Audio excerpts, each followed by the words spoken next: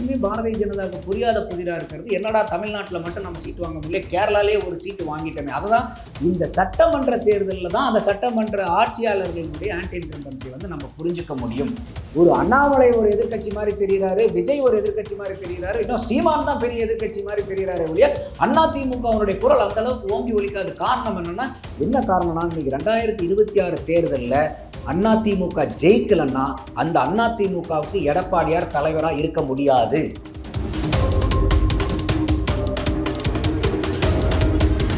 ஆனால் எடப்பாடியார் அவர்கள் எஸ்பி வேலுமணியை வச்சுட்டு நாங்கள் அது மாதிரிலாம் போய் பேசலைங்கிறார்.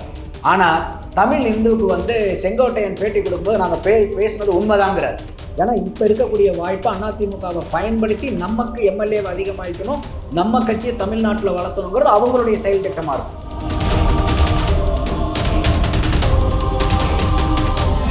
சீமான் அவர்கள் அதை தொடர்ந்து வாக்கு வங்கி அதிகமாகிட்டு இருக்கிறது தக்க வச்சுக்க வேண்டிய கட்டாயம் சீமானுக்கு இருக்கு. ஒரு 35 to 40% வாக்கு சீமான், விஜய், பாட்டாளி மக்கள் கட்சியோ இல்லை திருமாவளவனோ, விஜயகாந்தினுடைய கட்சி, கம்யூனிஸ்டுகள்லாம் சேரும்போது எப்படி இருந்தாலும் ஒரு 40% மேலே வந்துடும்.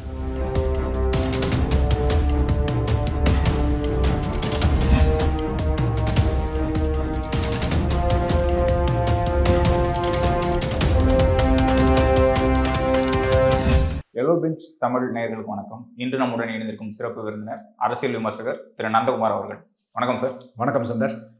இந்தியா டுடேவோட சர்வே திமுகவோட வாக்கு சதவீதம் உயருது, அதே மாதிரி பாஜகவோட வாக்கு சதவீதம் உயருது, அதிமுகவோட வாக்கு சதவீதம் மட்டும் தான் குறையுது அப்படின்னு அவங்க சொல்றாங்க. இதை பெரிய அளவில் திமுகவினர் கொண்டாடிட்டு இருக்காங்க. 52% எங்களுக்கான வெற்றி வாய்ப்பு இருக்குன்னு சொல்றாங்க. பாராளுமன்ற தேர்தலை மையப்படுத்தி தான் அந்த கருத்து கணிப்பு இருக்குன்னு சொல்றாங்க. இது குறித்து உங்களுடைய முதல் கருத்து சொல்லுங்க. இது இந்தியா டுடே சி ஓட்டர் சேர்ந்து நடத்துகிற 43வது சர்வே. அவங்க வருஷத்துக்கு 2 தடவை சர்வே பண்ணுறாங்க. இது பையானுவல் சர்வே. ஒன்று ஜனவரி பிப்ரவரியில், இன்னொரு ஆகஸ்ட் மாதம் நடத்துவாங்க.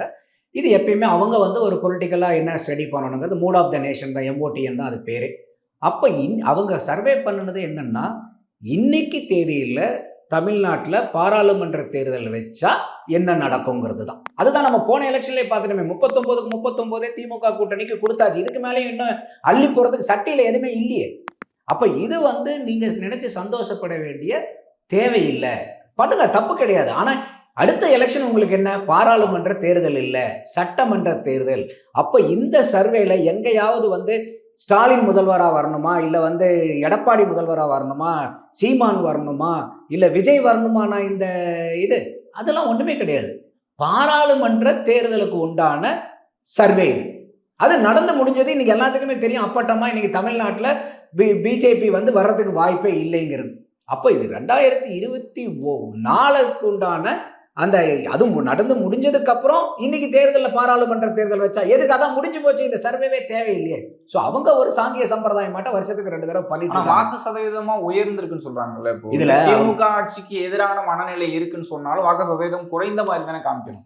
பாராளுமன்ற தேர்தல் இல்லையா சுந்தர்? பாராளுமன்ற தேர்தலில் மக்களினுடைய எண்ண ஓட்டங்கள் வேற, சட்டமன்ற தேர்தலில் என்ன ஓட்டங்கள் சிந்திப்பாங்க அப்படிங்கிற. ஆமா, தேசிய அளவில் சிந்திப்பாங்க. அப்படி இருக்கும்போது இன்னைக்குமே பாரதிய ஜனதாவுக்கு புரியாத புதிராக இருக்கிறது. என்னடா தமிழ்நாட்டில் மட்டும் நம்ம சீட்டு வாங்க முடியல, கேரளாலே ஒரு சீட்டு வாங்கிட்டோமே. அதுதான் இன்னைக்கு திமுக இன்னைக்கு பாரதிய ஜனதாவை எதிர்ப்பு பண்ணி அதை ஓட்டு வாக்கு வங்கியை சேகரிச்சது திமுகவினுடைய அருமையான ஒரு ஸ்ட்ராட்டஜியா மாறி அவங்களுக்கு கடந்த 3 தேர்தலில் கை கொடுத்துக்கிட்டு இருக்கு. அதுதான் அவங்க கூட்டணியும் வைக்கிறதுக்கும் கூட்டணி இழுத்து பிடிக்கிறதுக்குமே ஒரு காரணமா இருக்குங்கிறத நம்மளால பார்க்க முடியுது. ஆனா சட்டமன்ற தேர்தலுக்கு வரும்போது ஆட்டமே வேற. இன்னைக்கு புதுசா விஜய் உள்ளார வராது, சீமான் ஒரு பக்கம் எமர்ஜ் ஆகிட்டு வராரு. இப்போ உதாரணத்துக்கு நீங்க அதிமுகவும் எடுத்துக்கங்களேன். அதிமுக கடந்த 2019 நாடாளுமன்ற தேர்தலில் வெறும் 83 லட்சம் வாக்கு தான் வாங்குறாங்க. 19.39% தான் அவங்களுடைய வாக்கு. அடுத்தது 2021 சட்டமன்ற தேர்தல் வருது.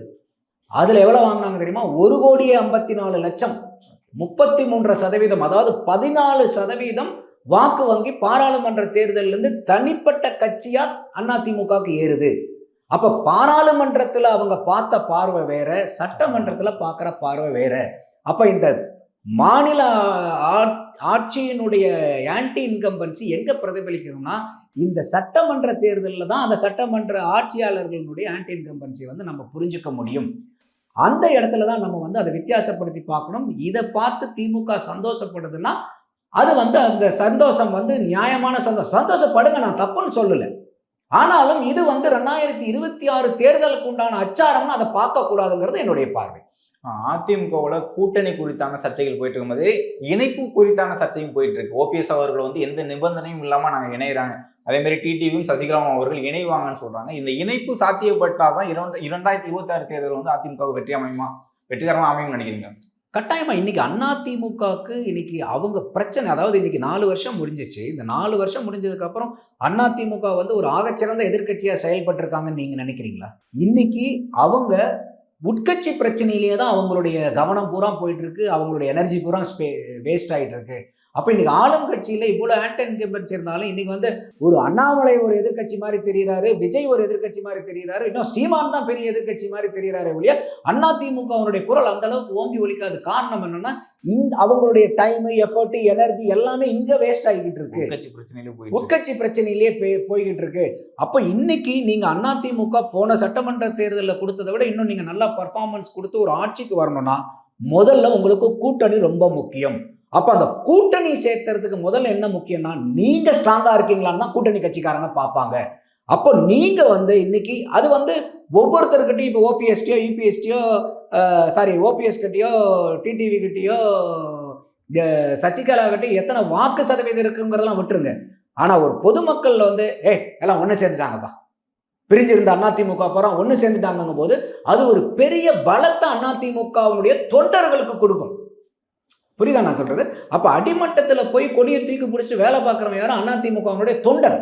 அந்த பூத் லெவல்ல போய் வேலை பார்க்குறீங்க. இன்னைக்கு அவங்களுக்கு என்ன சிக்கல்னா என்ன எல்லாரும் பிரச்சனையா இருக்குது, பிரிஞ்சு கிடக்குறாங்க, ஒவ்வொருத்தரும் நம்ம அடுத்த எலெக்ஷன்ல ஜெயிப்போமா ஜெயிக்க மாட்டோமான்னு தெரியல, சட்டமன்ற இடைத்தேர்தலுக்கே போய் நம்ம நிற்க முடியாத அளவுக்கு சூழ்நிலை இருக்குது, என்னையா அரசியல் உங்க கட்சிங்கிறத அந்த வலியும் வேதனையும் அனுபவிக்கிறது யாருன்னா அடிமட்ட அதிமுக தொண்டன். அப்ப இந்த மாதிரி வந்து எல்லாருமே ஒன்று சேர்ந்துட்டாங்க அப்படின்னு ஒரு சூழ்நிலை வரும்போது தெம்பும் திராணி யாருக்கு வரும்னா அதிமுக தொண்டனுக்கு அதிகமாக வரும். அப்போ அவன் போய் களப்பணி ஆற்றுறதுல அபரிமிதமான வேலை பார்ப்பாங்க. அடுத்த தடவை நம்ம ஆட்சி தாண்டா அப்படிங்கும் போது அதனுடைய வேலை பார்க்கக்கூடிய திறனே வேறையா மாறிடும், அந்த எஃபிஷியன்சியே கம்ப்ளீட்டாக மாறிடும், எஃபெக்டிவ்னஸ் எனார்மஸாக இன்க்ரீஸ் ஆகும்.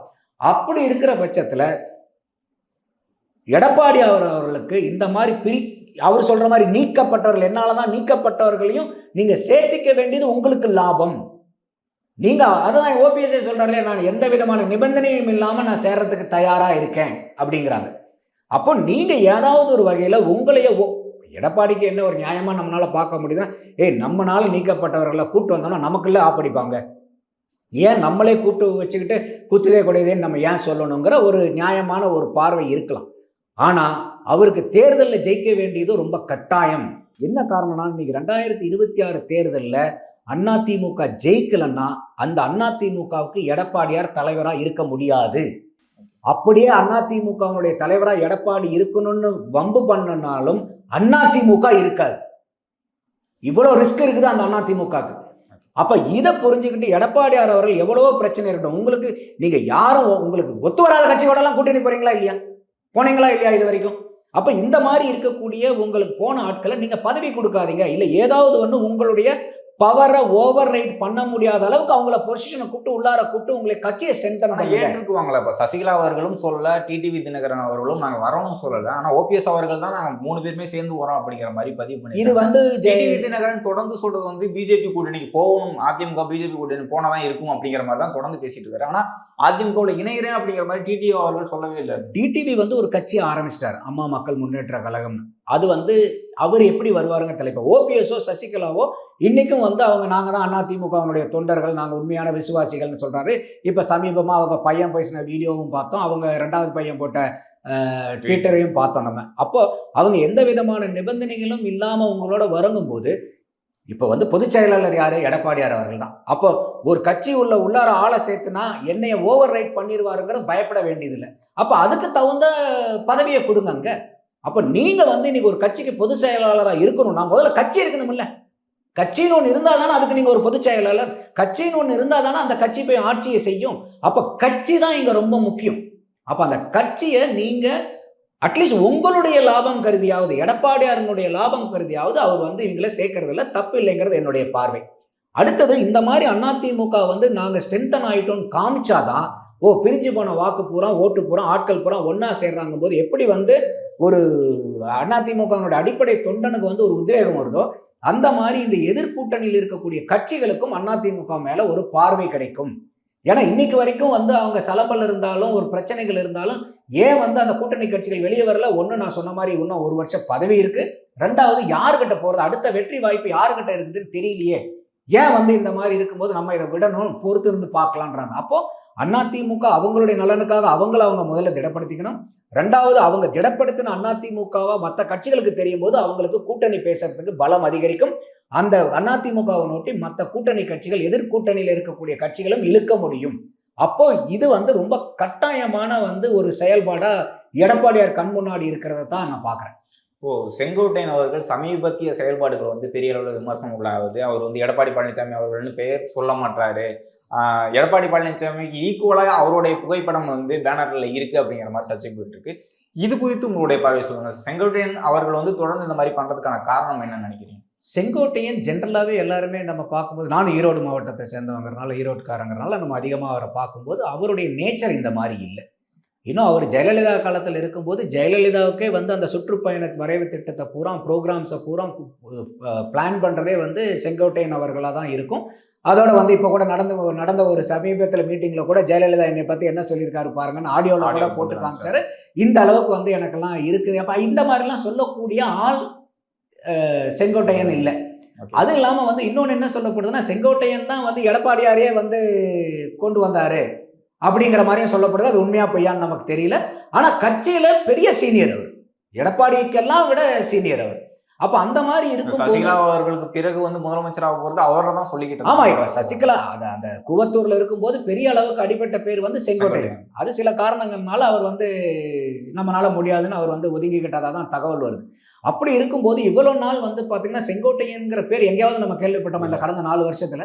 அவர் எதுவுமே இது பண்ணல. இப்போ வந்து என்ன ஆகுதுன்னா, சில நெருடல்கள் அங்கே வரும்போது அவரும் சில வாய்ஸை கொடுக்கறதுக்கு முற்படுறாருன்னு தான் பார்க்க போடுது. என்ன காரணம்னு கேட்டிங்கன்னா, இன்னைக்கு அதிமுகங்கிற கட்சி இல்லைன்னா அது எடப்பாடிக்கு மட்டும் நஷ்டம் இல்லை, செங்கோட்டையனுக்கும் நஷ்டம். அதிமுக 53 வருஷமா பயணித்து அத்தனை பேர்த்துக்குமே நஷ்டம். அடிமட்ட தொண்டனுக்கு அதை விட நஷ்டம்.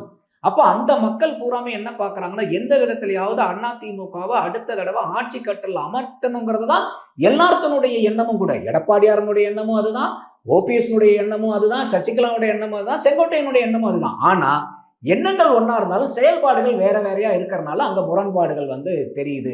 அப்போ இது எங்கேயாவது இந்த முரண்பாடுகளை பூரா களைஞ்சிட்டு அவங்க ஒரு காமன் பாயிண்ட்ல வந்து அதிமுகவை ஸ்ட்ரென்தன் பண்ண வேண்டிய சூழ்நிலை இது வந்து ஹை டைம்ங்கிறது தான் செங்கோட்டையன் மாதிரி ஆட்களுடைய பேச்சுல இருந்து நம்மளால புரிஞ்சுக்க முடியும். இதை இதுக்கு மேலே இது கடத்தி போக முடியாது. அவர்கள்ட்ட இது குறித்து கேட்கும் போது எடப்பாடி கூட தான் இருக்காரு செங்கோட்டையன் அப்படிங்கிற மாதிரி சொல்றாங்க. ஆனா டிடிவி தினகரனோ சசிகலாவையோ இல்ல ஓபிஎஸ் அவர்களையும் இணைக்கணும் அப்படிங்கிற ஒரு கோரிக்கை வைக்கிறதுக்கான வாய்ப்புகள் இருக்கா? எடப்பாடி கிட்ட வந்து செங்கோட்டையன் அவர்கள் தெரியல, அந்த மாதிரி என்ன பேச்சு இருக்குதுங்கிறது நமக்கு தெரியல. பட் நான் ஏற்கனவே சொன்ன மாதிரி இன்னைக்கு பொறுத்த வரைக்கும் செங்கோட்டையனா இருக்கட்டும், அதிமுக சம்பந்தப்பட்ட யாரா இருக்கட்டும், அவங்களுடைய பிரதான எண்ணம் என்ன, ஒரே எண்ணம் என்ன, 2026 நம்ம கட்சி ஆட்சிக்கு வரணுங்கிறோம். அப்ப அதுக்கு உண்டான என்னென்ன செயல்பாடுகள் இருக்கோ அத்தனை you should not leave even a small stone unturned. எந்த சின்ன வாய்ப்பா இருந்தாலும் அதை நீங்க பயன்படுத்தணுங்கிறது தான் அந்த அதிமுக கட்சியினுடைய தொண்டனுடைய எண்ணமா இருக்கும். எந்த திட்டத்தையாவது எந்த ஒரு சின்ன வாய்ப்பா இருந்தாலும் அதை நழுவ விடாதீங்க அப்படிங்கிறதான். அப்ப இந்த மாதிரி ஒரு பெரிய கேப் இருக்கும்போது இதை அட்ரஸ் பண்ணுங்கிறது தான் எல்லாத்தினுடைய எண்ணமாவும் இருக்கும். எடப்பாடியார் அவர்கள் வந்து அவர் ஒரு எண்ணத்துல இருக்காரு, மற்றவங்க இன்னொரு எண்ணத்துல இருக்காங்க. ஆனா எல்லாத்துக்கும் பொது நோக்கம் என்னன்னா ஜெயிக்கணுங்கிறது. அப்ப இந்த மாதிரி உங்களுக்குள்ளார முரண்பாடுகளை வச்சு அதிமுகனால ஜெயிக்க முடியாது. அப்ப நீங்க ஜெயிக்கணும்னா பல வேலைகள் நீங்க செய்ய வேண்டி இருக்கு. அதையெல்லாம் நீங்க செய்யணுங்கிறது தான் அதிமுகவுடைய சாமானிய தொண்டனுடைய பார்வையா நான் பார்க்குறேன். இப்போ சமீபத்தில் வந்து ஓபிஎஸ் அவர்களோட பையன்கள் 2 பேர் வந்து கருத்து தெரிவிச்சிருக்காங்க. ஜெயபிரதீப் அவர்கள் வீடியோ ஒன்று வெளியிட்டிருக்காங்க. திமுக வந்து 10 ஆண்டுகளாக வந்து எங்க இருந்துச்சுன்னு தெரியும், இன்னைக்கு வந்து வளர்ந்துட்டு வராங்க அப்படிங்கிற மாதிரி சொல்லியிருக்காங்க.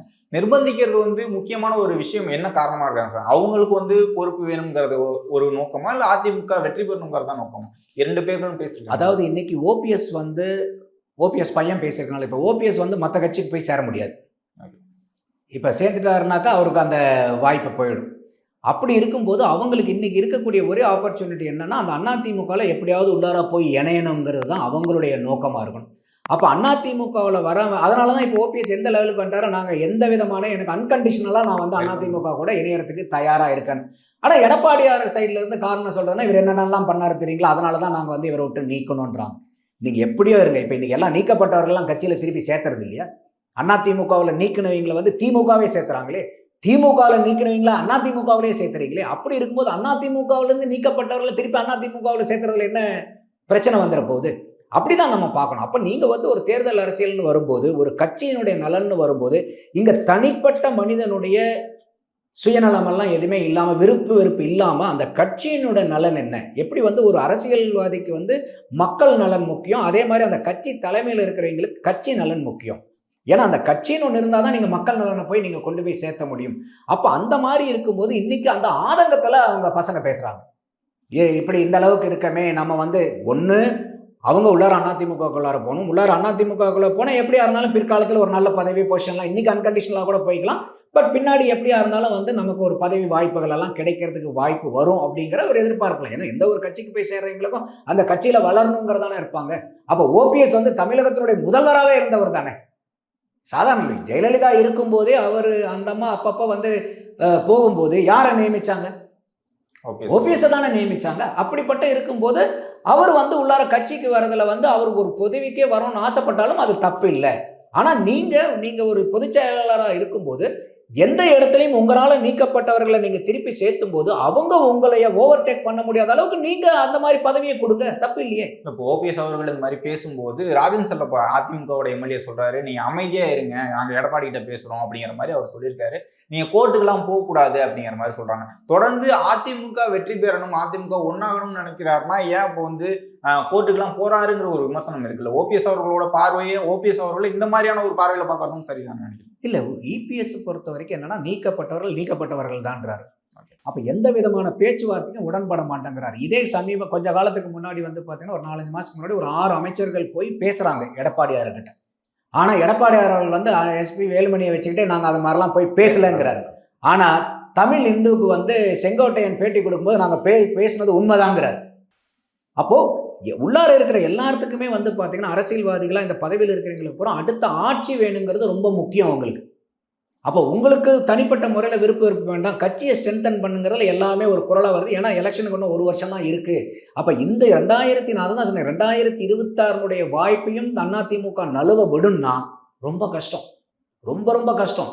அதை வந்து அவங்க புரிஞ்சிருக்கிறதுனால தான் எல்லாருமே ஏதாவது ஒரு முயற்சி பண்ணுறாங்க. அப்போ நீக்கப்பட்டவர்கள் தான் நீங்கள் வந்து ஒரு பிடிவாதமாக இருக்கும்போது மற்றவங்களுக்கு கோர்ட்டுக்கு போகிற தவிர வேறு வழி கிடையாது. ஏன்னா அவங்களும் தன்னை எப்படியாவது திருப்பி அதிமுகக்குள்ளார இணைச்சிக்கிட்டாதான் அவங்களுக்கும் ஒரு அரசியல் எதிர்காலம். இப்போ நீங்கள் வந்து ஓபிஎஸ் வந்து வேறு எந்த கட்சியிலேயே போய் போனாருனாக்கா அதிமுகவில் இருந்த அளவுக்கு அங்கே போய் இருக்க முடியுமா? அவங்க இருக்க முடியாது. அப்போ அதிமுகவோட முதலமைச்சராக இருந்தவர். அப்போ அவருக்கும் வந்து பார்த்தீங்கன்னா இங்கே கட்டாயமாக எப்படியாவது உள்ளார பூந்தரணுங்கிற ஒரு கம்பல்ஷன் இருக்கிறனால என்னடா இவர் இவ்வளோ பிடிவாதமாக நீக்கப்பட்டவர்கள் தான் சொல்கிறாருன்னு சொல்லிட்டு அவங்க கோர்ட்டை மூவ் பண்ணுறாங்க. வேற ஒன்றும் இல்லை. இதே வந்து எடப்பாடி அவர்களே இல்லை வாங்க அப்படின்னு சொல்லி ஏதாவது ஒரு டம்மி போஸ்ட்டை கூட போட்டு உள்ளார வச்சுக்கோங்க. இப்போ இதுலேயும் அரசியல் ஒரு ராஜதந்திரம் தானே. உங்கள் எதிரியை நீங்கள் வெளியே விடக்கூடாது. உங்கள் எதிரியை நீங்கள் கூப்பிட்டு ஏதாவது ஒரு பதவி கொடுத்து உங்களுக்கு கீழே வச்சுக்கணும். அந்த வகையில் கூட எடப்பாடியார் அணுகலாம்னு நான் நினைக்கிறேன். இப்போ தொடர்ந்து முன்னாள் அமைச்சர்கள் எம்எல்ஏக்கள் வந்து தொடர்ந்து அதிமுக குறித்து இந்த மாதிரியான கருத்துக்கள் சொல்லிட்டு இருக்காங்க. ஒன்று இது விஜய் கூட்டணி போகக்கூடாது அப்படிங்கிற மாதிரியும், இல்லைன்னா பிஜேபி கூட்டணி போகணும் அப்படிங்கிற ஒரு காரணம் நிர்பந்தம் பின்னாடியிலேருந்து இருக்கு அப்படிங்கிற மாதிரி சொல்றாங்க. இது குறித்து உங்களுடைய பார்வை? யாரு அதிமுகவோட எம்எல்ஏக்கள் வந்து எந்த கூட்டணி போகணும் அப்படிங்கறத வந்து எடப்பாடி சரியா முடிவு பண்ணணும் அப்படிங்கிற ஒரு நோக்கத்தோட கூட பேசுறாங்களா? ஆமா, கட்டாயமா. ஏன்னா இன்னைக்கு ஒரு கட்சி தலைவர் போன தடவையே வந்து எடப்பாடி இதுல தவறிட்டார். ஏன்னா 2024 தேர்தலில் நீங்க போய் வேலையை பாருங்க, கூட்டணியை நான் பாத்துக்கிறேன்னாரு.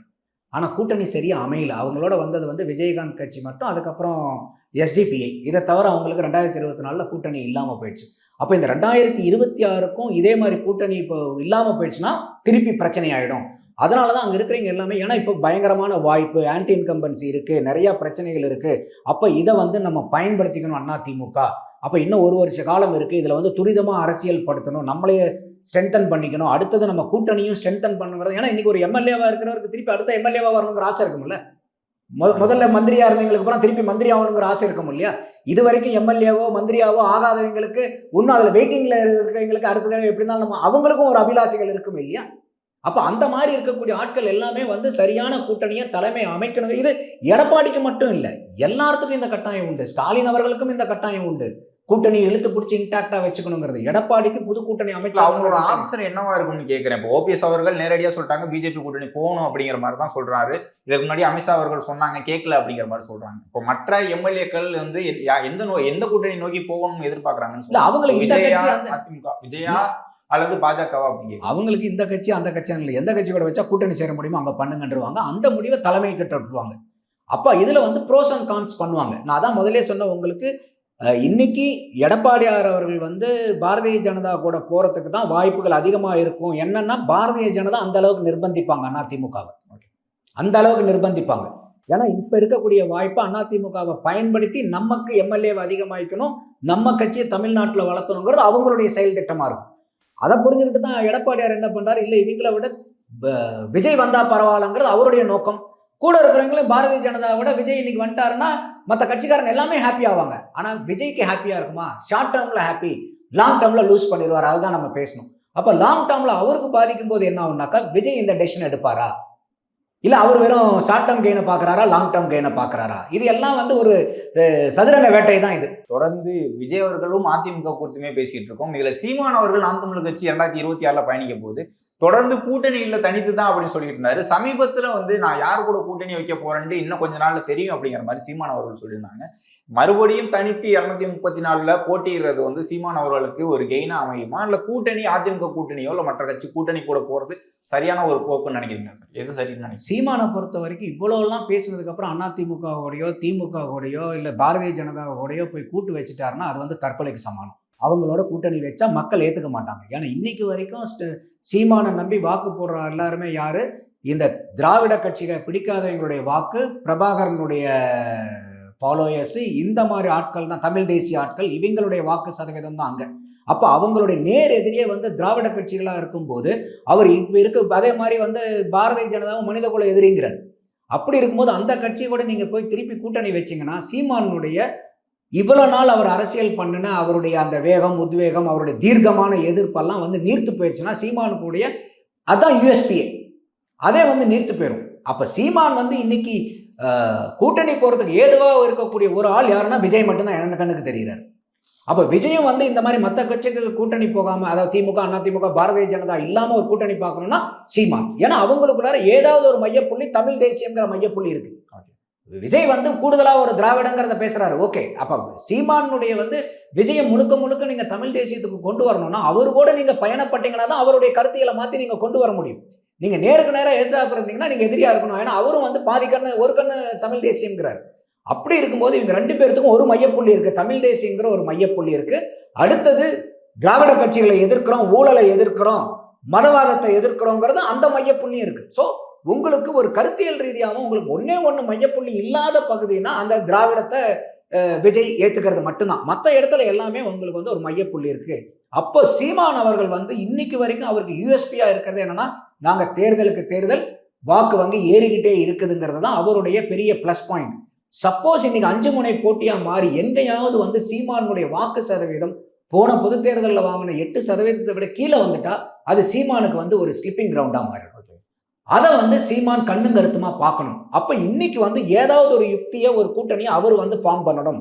அப்படி இருக்கும்போது இன்னைக்கு விஜயும் சீமானும் ஒன்று சேர்ற பட்சத்துல இவங்க 2 பேர் மட்டும் இருக்க மாட்டாங்க. இவங்க வந்து ஏன்னா இப்ப விஜய்க்கு வந்து ஒரு 15% வாக்கு இருக்கு, சீமானுக்கு வந்து இன்னைக்கு 8% சற்றேறக்கூடிய ஒரு விவசாய சின்னம் கிடைச்சிருந்தா கூட 10. அப்படி வந்து பார்க்கும்போது ஒரு 25% இங்க இருக்குங்கும் போது அடுத்த ஒரு வருஷம் செயல்பாட்டில் இந்த வாக்கு வங்கி ஏறும். அடுத்தது இந்த மாதிரி இருக்கும்போது அவங்க மற்ற கட்சியில் இருக்கக்கூடிய கூட்டணி இழுக்கணும். உதாரணத்துக்கு அதிமுகவில் இருக்கக்கூடிய விஜயகாந்த் கட்சி, பாரதிய ஜனதாவில் இருக்கக்கூடிய பாட்டாளி மக்கள் கட்சி, திமுகவில் இருக்கக்கூடிய, இப்ப வந்து விடுதலை சிறுத்தைகள் அங்க வராங்கன்னா பாட்டாளி மக்கள் கட்சி வரமாட்டாங்க. அந்தந்த கட்சிகளுக்கு பாமகவா இருக்கட்டும், அதே மாதிரி தேமுதிகவா இருக்கட்டும், இந்த கட்சிகள் வந்து அதை விட்டு வெளியில வர மாதிரி வாய்ப்புகளே இல்லை. ஏன்னா இப்போ ஈரோடு தேர்தல் இருக்கு, அது குறித்தான விமர்சனம் வந்து விசிக கடுமையா வைக்குது. நாம் தமிழருக்கு போன வாக்குகள் எல்லாமே பிஜேபியும் அதிமுக வாக்குகள்லாம் போயிருக்கு அப்படிங்கிற மாதிரி கடுமையான விமர்சனங்கள் தானே வைக்கிறாரு. அது இப்ப அவங்க அந்த கூட்டணியில் இருக்காங்க இல்லையா? இப்ப இது வரைக்கும் திருமாவளவன் திமுகவை விமர்சனமே பண்ணதில்லைன்னு நினைக்கிறீங்களா? பண்ணிருக்காரு. அப்போ இன்னைக்கு அவங்க கூட்டணியில் இருக்குது. இப்போ அவங்களுக்கு சப்போர்ட் அதை தான் நம்ம சொன்னோம். அரசியல்வாதிகளை பொறுத்த வரைக்கும் அவங்க அப்போதைக்கு எங்கே இருக்காங்களோ அதுக்கு தகுந்த மாதிரி பேச்சுக்கள் மாறப்படும். என்ன ஒரே வாரம் சொல்கிறாங்க, அரசியலில் நிரந்தர எதிரியும் இல்லை நண்பனும் இல்லை. அதோட அன்னைக்கு அந்த பிரச்சனை முக்கியமாக இருந்துச்சு, இன்னைக்கு இந்த பிரச்சனை முக்கியமாக இருக்குது. அது அவங்க சமாளிச்சுக்கிறதுக்கு ஏகப்பட்ட வாய்ப்புகள் இருக்குது, அதுலலாம் ஒன்றும் பிரச்சனை இல்லை. அப்போ இன்னைக்கு சீமான் அவர்கள் வந்து அதை தொடர்ந்து வாக்கு வங்கி அதிகமாகிக்கிட்டு இருக்கிறது வந்து தக்க வச்சுக்க வேண்டிய கட்டாயம் சீமானுக்கு இருக்கு. அப்போ இந்த இடத்துல அவருக்கும் வந்து சில யுக்திகளா சில கூட்டணி இவங்க 2 பேரும் சேரும்போது ஒரு விஜயகாந்த் கட்சி வர்றதுக்கு நல்ல வாய்ப்புகள் இருக்கும். அதே மாதிரி வந்து பாட்டாளி மக்கள் கட்சி, ஏன்னா அன்புமணி ராமதாஸ் வந்து முதல்ல ரொம்ப அதீதமான விமர்சனங்களை சொல்லக்கூட முடியாது, அந்த மாதிரி சொல்லி நாங்கள் இனிமேல் திராவிட கட்சிகளுடைய கூட்டணி இல்லைன்னாரு. இப்போ இன்னைக்கு வந்து அவங்களோட போய் கூட்டணியில் இருக்காரு. அடுத்தது வந்து இன்னைக்கு பாரதிய ஜனதா கூட்டணியில் இருக்கிறதா வந்து அவங்களுக்கும் ஒரு பலகீனமா பார்க்க. அந்த கூட்டணி கட்சிகளுக்கெல்லாம் வந்து ராஜ்யசபா சீட்டு கொடுத்து அவங்க கூட தானே வச்சுக்கிறது பார்ப்பாங்க. இப்போ தேமுதிகவுக்கு வந்து அதிமுக கூட்டணியில வந்து ராஜ்யசபா சீட்டு கொடுக்கறதாவும், மக்கள் நீதி மையத்துக்கு வந்து திமுக கூட்டணியில கொடுக்க போறாங்க. அதே மாதிரி தேமுதிக கட்சி எப்படி வெளியில வரக்கூடிய வாய்ப்பு இல்லை? நீங்க ஒரு ராஜ்யசபா எம்பி போதுமா, இல்லை வந்து இங்க வந்து நீங்க மறுபடியும் வந்து ஏன்னா விஜயகாந்த் வந்து ஒரு 11% வரைக்கும் அந்த வாக்கை கொண்டு போனார். மக்களுடைய அதாவது இன்னைக்கு மக்களுக்கு என்னடா விஜயகாந்துக்கு ஓட்டு போடாத விட்டுட்டோமேன்னு கண்ணீர் வடிச்ச ஆளுகள் அவருடைய இறுதி உருவத்தில் ஜாஸ்தி. அப்படிப்பட்ட ஒரு நல்ல அரசியல் தலைவராக தான் விஜயகாந்த் இருந்தார். இன்னைக்கு வரைக்கும் அவரை வந்து தவறான ஆளுன்னு சொல்றதுக்கு ஆட்களே கிடையாது. ஸோ அப்படி இருக்கும்போது உங்களுக்கு வெறும் அந்த மாதிரி கட்சியை இன்னைக்கு ரிவைவ் பண்ணுறதுக்கு உங்களுக்கு ஒரு பெரிய ஆப்பர்ச்சுனிட்டி. நீங்கள் மறுபடியும் அதுக்கு புத்துயிர் கொடுத்து மறுபடியும் நீங்கள் பழைய நிலைமைக்கு கேப்டன் இருந்தபோது கொண்டு வந்ததை விட இல்லை அதை விட இன்னும் நீங்கள் அதிகமாக துரிதமாக கட்சியை வளர்த்துறதுக்கு உங்களுக்கு ஒரு ராஜ்யசபா எம்பி கிடைச்சா போதுமா? இல்லை நீங்கள் வந்து ஒரு புது ஃபார்முலா பாலிடிக்ஸை கொண்டு வந்து அதில் கூட்டணியில் வரும்போது ஒரு புது கூட்டணியில் போய் சேரும்போது உங்களுக்கு ஆதாயம் கிடைக்குமான்னு பார்க்கணும். அப்படி இருக்கும்போது ஏன்னா உங்களுக்கு சீட்டும் நிறையா கிடைக்கும். அப்போ அந்த சீட்டு கிடைக்கும் போது நீங்கள் எலெக்ஷனில் வந்து பல சீட்டு நீங்கள் நிற்கும் போது பல இடத்துல நீங்கள் கட்சியை வளர்த்துறதுக்கு உண்டான வாய்ப்பு. ஏன்னா நிறைய பேர் சொல்லுவாங்க, இல்லை நமக்கு 2 சீட் கிடைச்சாலும் 2 சீட் எம்எல்ஏ ஆயிடணும். அது எம்எல்ஏ கிடைக்குமே ஒழிய உங்கள் கட்சி வளராது. அப்போ கட்சி வந்து நீங்கள் அதிகமான இடத்துல, ஏன்னா இன்னைக்கு கட்சி தொண்டனுக்கு வந்து எலெக்ஷனாக தான் திருவிழா. அப்போ நீங்கள் எத்தனை அதிகமான இடத்துல வந்து நீங்கள் வேட்பாளர்களை நிறுத்துறீங்களோ அத்தனை இடத்துல உங்கள் கட்சி வந்து மறுபடியும் வந்து ரிவைவ் ஆகுங்க. அப்போ கட்சியை வளர்த்துறதுக்கு இது ஒரு பெரிய வாய்ப்பு. அப்போ விஜயகாந்த் கட்சி, ஒரு பாட்டாளி மக்கள் கட்சி, இல்லைன்னா இங்கிருந்து திருமாவளவன் அவர்கள் வர்றதுக்கு நிறையவே வாய்ப்புகள் இருக்கும். இந்த மாதிரி சீமான், விஜயகாந்த் கட்சியெல்லாம் வரும்போது ஆட்டோமேட்டிக்காக வந்து திருமாவளவன் அவர், ஏன்னா எல்லா கூட்டணி கட்சிங்க என்ன ஒரே ஒரு பார்வை என்ன சுந்தர், எங்கே போனால் ஜெயிக்கலாங்கிற ஒரு பார்வை தான் வச்சுருக்காங்க. அப்போ அந்த மாதிரி ஒரு பார்வையில் இருக்கும்போது இப்போ இன்னைக்கு அங்கேருந்து விடுதலை சிறுத்தைகள் கட்சி வராங்கன்னா அவர் மட்டும் வரமாட்டார். கூட்டணியில் இன்னைக்கு இருக்கக்கூடிய கம்யூனிஸ்டுகளும் பெரிய பிரச்சனையில் இருக்காங்க அங்கே ஏற்புடையது இல்லாமல். ஸோ அப்போ இந்த மாதிரிலாம் வரும்போது என்ன ஆகுனா, இந்த கூட்டணி விஜய் சீமானோட மட்டும் நின்றாது, இது மற்ற கட்சிகளையும் கூட்டிட்டு வர வேண்டியது அவங்களுடைய கடமை. கூப்பிட்றதுக்கு வாய்ப்பு இருக்கும். எல்லாத்துக்கும் மேலே 30% பேர் ஓட்டே போடாதவங்க இருக்கான். அப்போ அந்த 30% பேர்த்துக்கு என்னன்னா, எங்களுக்கு போட்டு என்னையாவது இவங்க எல்லாம் இப்படி இதே அக்க போகிறதேன். அப்போ இந்த மாதிரி ஒரு புது ஃபார்ம் ஆஃப் அலையன்ஸ், ஒரு புது கூட்டணி வரும்போது அந்த 30%லேருந்து 30% வருவாங்கன்னு நான் சொல்லல, ஒரு 5% வரட்டும்.